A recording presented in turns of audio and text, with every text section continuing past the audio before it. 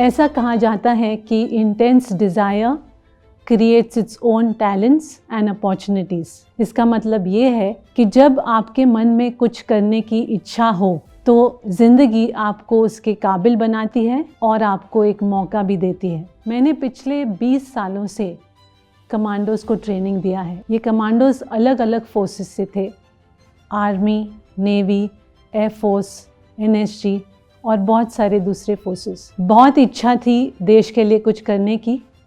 ज़िंदगी ने मुझे काबिल किया और एक मौका दिया और 20 साल ऐसे ही निकल गए। मेरे पिताजी एक फ्रीडम फाइटर थे, एक स्वतंत्रता सेनानी थे। उन्होंने मुझे सिखाया कि देश सेवा सबसे महत्वपूर्ण है। उनकी कहानियाँ मैंने सुनी और मेरे मन पे बहुत प्रभाव हुआ उनके पेट्रियाटिज़म का, और तब से मुझे लगा कि अगर मुझे भी मौका मिले तो मैं भी ज़रूर अपने देश के लिए कुछ करूँगी। जब मैं 18 साल की थी तब मेरी शादी हुई एक डॉक्टर से। मैं मेरी डॉक्टरी कर रही थी, पढ़ रही थी। लेकिन ज़िंदगी कभी कभी आपको इस मोड़ पे लाती है जब आपके सामने 2 रास्ते होते हैं और आपको कोई एक रास्ता चुनना पड़ता है। उसी दौरान जब शादी हुई तब मेरे एडवेंचर एक्टिविटीज़ में मेरी बहुत दिलचस्पी थी। Paragliding, parasailing, scuba diving, mountaineering, ये सब एक्टिविटीज़ में मुझे बहुत इंटरेस्ट था। इसके अलावा मैंने मेरा ब्लैक बेल्ट भी हासिल किया क्योंकि मैं स्ट्रॉन्ग बनना चाहती थी। मेरी सास, उनको लगता था कि औरत का काम है सिर्फ अपने घर और परिवार का ख्याल रखना। उनके विचार और मेरे विचार अलग थे और वो एक दिन उन्होंने मुझे कहा कि तुम और तुम्हारे पति आप घर से निकल जाओ। तो हम घर से निकले और पूना चले गए। वहाँ हमारा जो करियर था वो कम्प्लीटली चेंज हुआ। हमारा जो प्रोफेशन था चेंज हुआ। एक हाई रैंकिंग पुलिस ऑफिशियल से मुलाकात हुई। उनको हमारे अनआर्म्ड कॉम्बैट के टेक्निक्स पसंद आए। उन्होंने हमें इनवाइट किया उनके फोर्स को डेमॉन्स्ट्रेशन देने के लिए, उसके बाद उनको ट्रेनिंग देने के लिए। उसके बाद आर्मी, नेवी और अलग अलग फोर्सेस ने हमें इनवाइट किया। 20 साल के दौरान मुझे 2 मेजर इंजरीज हुई थी। एक जब मैं 2 बिल्डिंग के बीच में रस्सी बांधी हुई थी और मैं मंकी रोप कर रही थी। मंकी रोप का मतलब है मंकी क्रॉलिंग।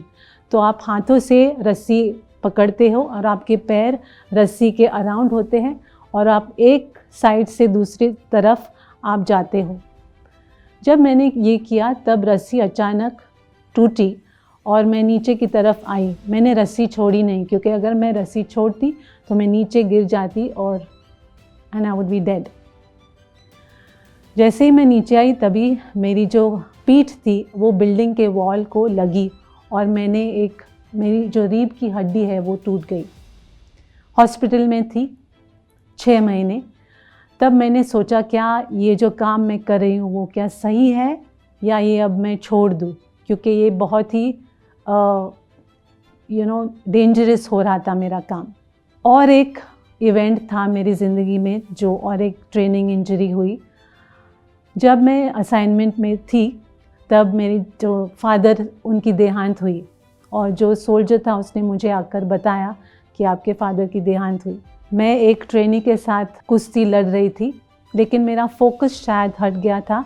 उसने मुझे उठाया और गिराया नीचे। मैं सिर पे गिरी और मुझे कंप्लीट अनकॉन्शियसनेस हुआ। मेरी मेमोरी कंप्लीटली वाइप आउट हुई। मैं हॉस्पिटल में थी 3 महीने। तब मैं फिर से सोचने लगी क्या ये ज़रूरी है कि मैं ये काम कंटिन्यू करूं या यहीं पे रोकूं। लेकिन हमेशा मुझे यहीं अंदर से आवाज़ आती थी कि अगर मुझे कुछ करना है तो यही करना है। ये रिस्की काम है लेकिन फिर भी मैं ये कॉशियसली संभाल कर मैं यही काम करूँगी। करियर इम्पॉर्टेंट होता है। मैंने मेरी डॉक्टरी की लेकिन मुझे हायर स्टडीज़ बहुत इम्पॉर्टेंट लगी, लेकिन क्योंकि मेरा ये काम था फोर्सेस के लिए मैं वो नहीं कर पाई। जब मैं 45 इयर्स की थी तब मैं लंदन गई और मैंने वेस्टमिंस्टर बिजनेस स्कूल में मेरा लीडरशिप और मैनेजमेंट प्रोग्राम कंप्लीट किया। उसके बाद मैंने हार्वर्ड से भी सर्टिफिकेशन प्राप्त किया।